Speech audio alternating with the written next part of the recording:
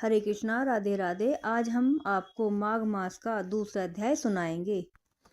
राजा के ऐसे वचन सुनकर तपस्वी ने कहा कि हे राजन, भगवान सूर्यदेव बहुत शीघ्र उदय होने वाले हैं, इसलिए यह समय हमारे लिए स्नान करने का है, कथा करने की नहीं।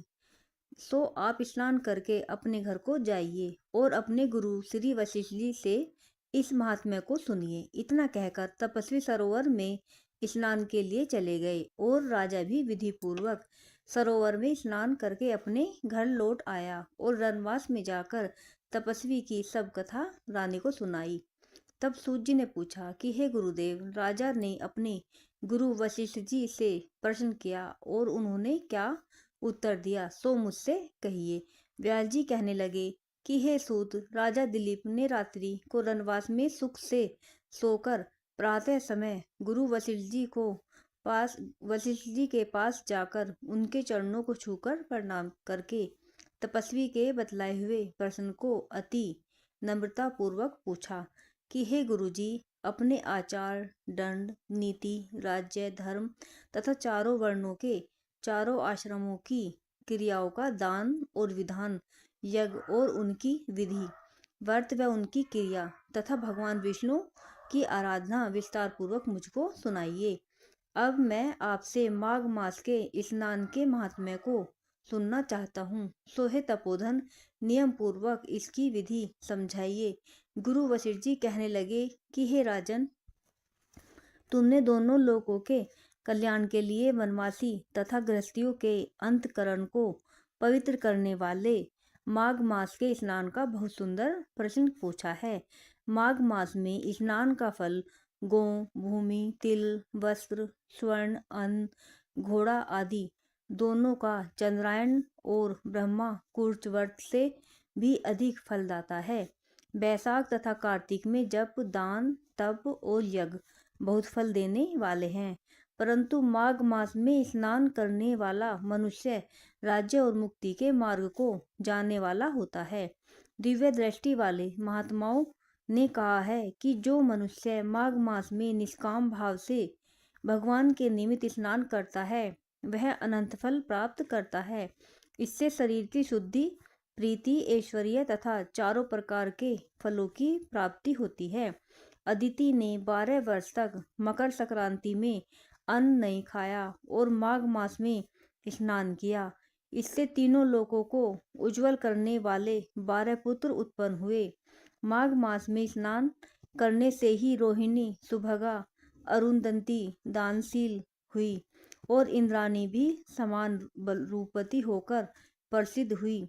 जो माघ मास में स्नान करते हैं तथा देवताओं की सेवा में तत्पर रहते हैं, उनको सुंदर स्थान, हाथी और घोड़ों की सवारी तथा दान करने के लिए द्रव्य भी प्राप्त होता है और अतिथियों से उनका घर सदैव भरा होता है। उनके घर में सदा वेदों की ध्वनि होती रहती है। वह मनुष्य धन्य है जो माघ मास में स्नान करते हैं, दान देते हैं तथा व्रत और नियमों का पालन करते हैं। अन्य पुण्यों के क्षीण हो जाने पर मनुष्य स्वर्ग से वापस आ जाता है, परंतु जो मनुष्य माघ मास में स्नान करता है, वह कभी स्वर्ग से वापस नहीं आता। इससे बढ़कर कोई नियम, तप, दान पवित्र और पाप नाशक नहीं है। राजा ने कहा, भृंगु जी ने मणि पर्वत पर विद्याधरों को जो उपदेश सुनाया था, वही मुझको सुनाइए। तब ऋषि कहने लगे कि हे राजन, एक समय 12 वर्ष तक वर्षा न होने के कारण बड़ा भारी दुर्भिक्ष पड़ा।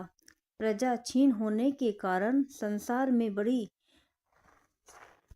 उद्विग्नता फैल गई। हिमाचल और विंध्याचल पर्वत के मध्य का प्रदेश निर्जन होने के कारण तप, जप आदि सभी कार्य बंद हो गए। इससे सारा भूमंडल फल, फूल, अन्न और जलहीन होने से दुखी हो गया। तब विंध्याचल से नीचे बहती हुई रेवा नदी के सुंदर वृक्षों से आच्छादित अपने आश्रम से निकलकर भृंगु ऋषि अपने शिष्यों सहित हिमाचल पर्वत पर गए। इस पर्वत की चोटी नीली और नीचे का हिस्सा सुनहरी होने से सारा पर्वत पीताम्बरधारी श्री विष्णु भगवान के समान लगता था।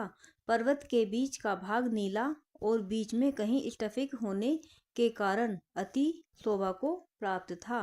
रात्रि के समय वह पर्वत दीपकों की तरह चमकती हुई दिव्य औषधियों से पूरित किसी महल की शोभा को प्राप्त होता था।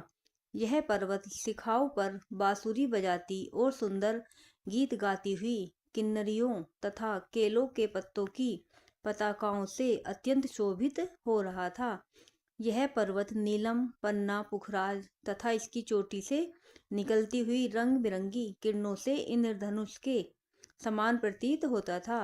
स्वर्ण आदि सब धातुओं तथा अनेक रत्नों से चारों ओर निकलती चमक से अग्नि ज्वाला के समान शोभायमान हो रहा था। इसकी कंदराओं में काम पीड़ित विद्याधारी अपने पतियों के साथ आकर रमण करती हैं और गुफाओं में ऐसे ऋषि मुनि जिन्होंने संसार के सब क्लेशों को जीत लिया है, रात दिन ब्रह्मा का ध्यान करते हैं और कई एक रुद्राक्ष की माला हाथ में लेकर शिव की आराधना कर रहे हैं। एक ओर से मंदार के पुष्पों की सुगंधी आ रही है। झरनों से स्वच्छ जल सुंदर शब्द करता हुआ बह रहा है। पर्वत के नीचे के भागों में जंगली हाथी अपने बच्चों के साथ खेल रहे हैं। कस्तूरी वाले मृग तथा रंग बिरंगे हिरणों के झुंड इधर उधर भाग रहे हैं। चंवरी, गौ तथा नाना प्रकार के पशु भी क्रीड़ा कर रहे हैं तथा कबूतर, चकोर, पपीहा आदि अपनी मनोहर वाणी बोल रहे हैं। यह पर्वत सदा राजहंस तथा मोरों से शोभित रहता है।